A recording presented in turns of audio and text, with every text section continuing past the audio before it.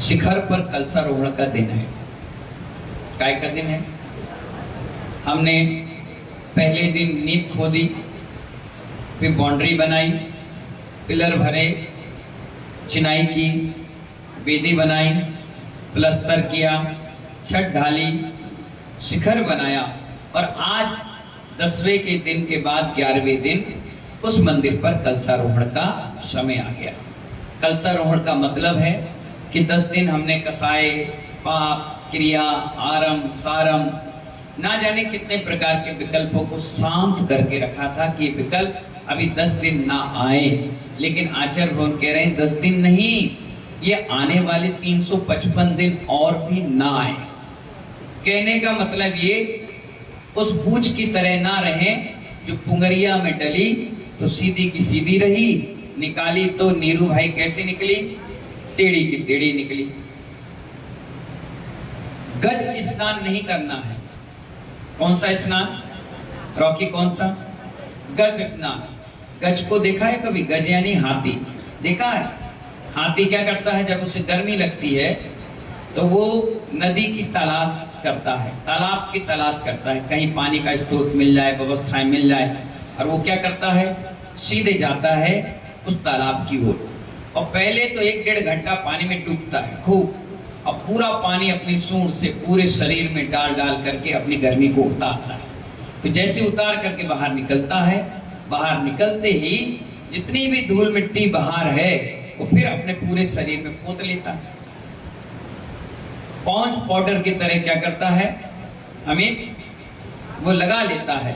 वो इसलिए लगा लेता है कि जैसे आप 10 दिन तक कोई पाप क्रिया नहीं कर रहे, आरम सारम नहीं कर रहे, झूठ नहीं बोल रहे और किसी भी प्रकार का गुस्सा कसाई नहीं निकल रही, लेकिन जैसे ही कार्यक्रम समाप्त हुआ 11वें 12वें 13वें दिन वही स्टोरी जैसे अपन जिंदगी जी रहे हैं उसी स्टोरी में चले जाते हैं। जबकि आचार्य भगवान कहते हैं मंदिर में धूप या चंदन चढ़ाकर आओ तो 2-4 घंटे जैसे हाथ सुगंधित होता है, ऐसे ही ये धर्म किया है हमने 10 दिन, 2-4 10 दिन 15 दिन तो हमारे अंदर उस धर्म के अंश रहना चाहिए।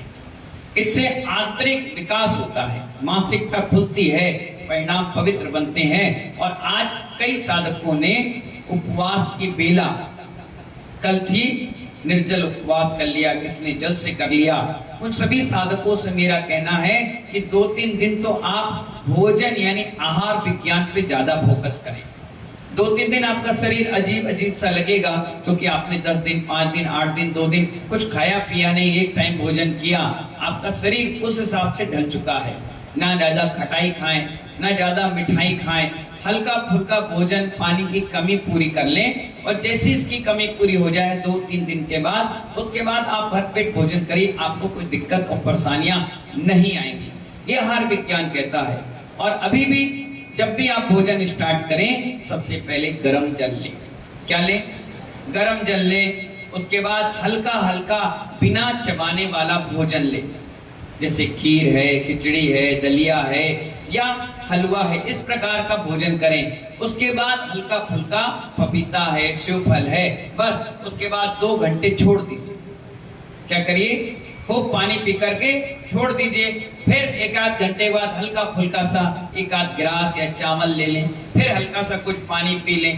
पानी 70% शरीर में होता है और उपवास त्याग तपस्या में वो सूख जाने के कारण हमारे सारे शरीर में ऑक्सीजन लेवल कम हो जाता है। इसीलिए पूरे जॉइंट में, शरीर में, सिर में ब्लड सर्कुलेशन ऑक्सीजन की कमी के कारण नहीं पहुंचने के कारण दर्द और पीड़ा देता है।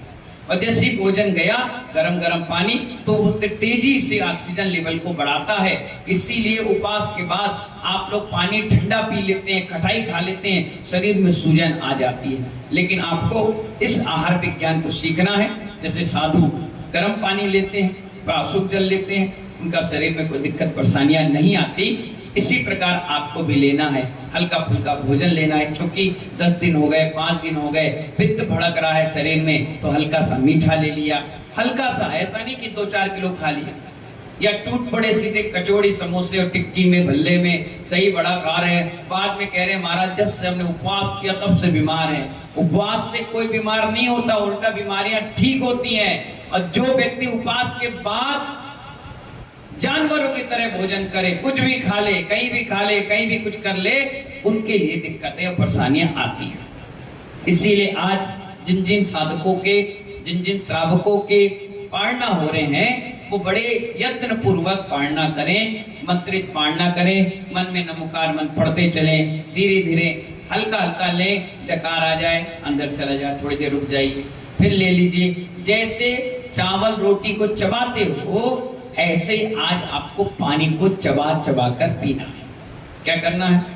पानी लीजिए, मुंह घुमाइए, पी लीजिए, अच्छा लगा, फिर पी लीजिए, क्योंकि जैसे पानी अंदर जाएगा, अंदर से पसीना और गर्मी निकालेगा, तो आपको क्या होगा? बेचैनी सी लगेगी, और धीरे धीरे पियोगे तो वॉमिटिंग नहीं होगी, दिक्कत नहीं आएगी, आराम से डकार आ जाएगी, खाली पेट है पूरा अंदर का। और हो सकता है पानी पीने के बाद आपको 2 नंबर भी आए, 1 नंबर भी आए, तुरंत जाओ, इससे शरीर की गंदगी पूरी साफ हो जाएगी और आप बिल्कुल ऐसा लगेगा कि बहुत अच्छा हल्का फीलिंग आ रही है, और शरीर में भी कोई पेन नहीं रहता, शुगर मेंटेन हो जाती है, बीपी हाई नहीं होता, अपनी किडनी, हार्ट, ब्लड बिल्कुल प्योर हो जाता है, और बहुत अच्छा फीलिंग आप अंदर से लाएंगे।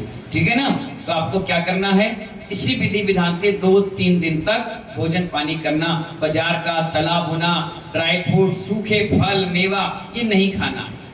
हल्का हल्का भोजन करिए, 1-2 दिन के बाद आपका ठीक हो जाए, क्योंकि एक उपवास 3 दिन के आहार को तोड़ देता है। यानी जो आहार आज आप 4 रोटी का है, 6 रोटी का है, वो उपवास के बाद पहले रोटी होगी, तो दूसरे दिन 2 रोटी होगी, तीसरे दिन 3 और चौथे दिन आपका पूरा फुल आहार होगा, जैसा आप करते हैं। इसीलिए आचार्य भगवान कहते हैं कि महीने में 2 उपवास तो कंपलसरी करना चाहिए। डॉक्टर भी कहता है हर 10 या 15 दिन में 1 उपवास करोगे तो आपको गंभीर बीमारियों का सामना नहीं करना पड़ेगा। कैंसर, टीबी ये नहीं होता, क्योंकि ये सारी चीज आप रोज रोज खाओगे, मसाले, नमक, हल्दी, घी, तो ये शरीर में जम जाती है। जमने के बाद यही सड़ते हैं, और सड़ने के बाद यही बड़ी बड़ी गंभीर बीमारियों का रूप ले लेते हैं।